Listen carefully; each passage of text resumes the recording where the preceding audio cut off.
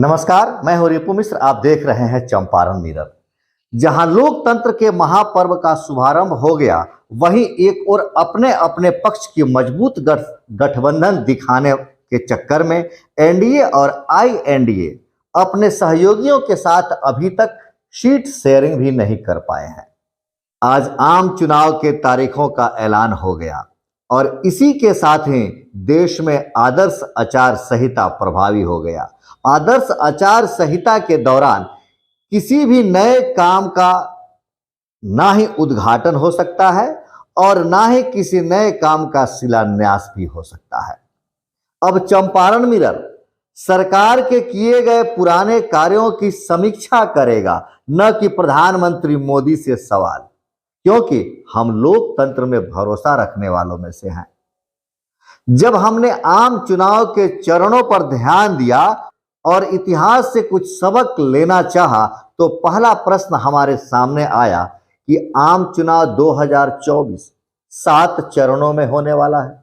जब पहले चरण का मतदान 19 अप्रैल 2024 को होगा, तो कौन इसकी गारंटी लेगा कि उस दिन द्वितीय चरण के चुनाव के लिए हमारे बड़े नेता कहीं तपस्या में लीन तो नहीं होंगे, कहीं मन की बात तो नहीं कह रहे होंगे और हमारे देश के मेन स्ट्रीम मीडिया उसका लाइव प्रसारण तो नहीं कर रही होंगी।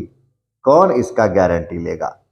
अगर इस तरह की घटना हुई कि पहले चरण का चुनाव हो रहा हो और द्वितीय चरण का चुनाव का प्रचार हो रहा हो, तो क्या पहला चरण का चुनाव प्रभावित नहीं होगा उस प्रचार से? उस मेन स्ट्रीम मीडिया के दिखाए गए चीजों का प्रभाव क्या मतदान पर नहीं पड़ेगा?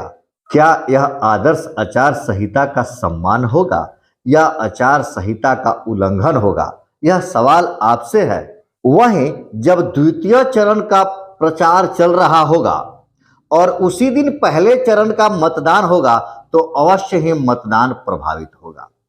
आपको बताते चले कि पहला चरण का चुनाव 19 अप्रैल, दूसरे चरण का चुनाव 26 अप्रैल, तीसरे चरण का चुनाव 7 मई, चौथा चरण 13 मई, पांचवा 20 मई, छठा 25 मई और सातवां 1 जून को होना है। देश के इस महापर्व में भाग लेने वाले समस्त देशवासियों को 4 जून को यह भी पता चल जाएगा कि आगामी 5 वर्षों के लिए इस महान भारत के सिंहासन पर कौन सत्तारूढ़ होगा, कौन विराजमान होगा हमारे भारत के शासन के सिंहासन पर। इसका भी पता 4 जून को चल जाएगा। अंत में आपको इसी प्रश्न के साथ हम छोड़े जा रहे हैं कि क्या देश के किसी भी कोने में अगर मतदान हो रहा हो और देश के दूसरे क्षेत्र में चुनाव प्रचार हो रहा हो, तो क्या यह चुनाव प्रभावित होगा या नहीं? क्या यह आदर्श आचार संहिता का उल्लंघन होगा कि नहीं? आप अपना विचार कमेंट करके जरूर बताएं। तब तक आप देखते रहे चंपारण मिरर। जय हिंद, जय भारत, धन्यवाद।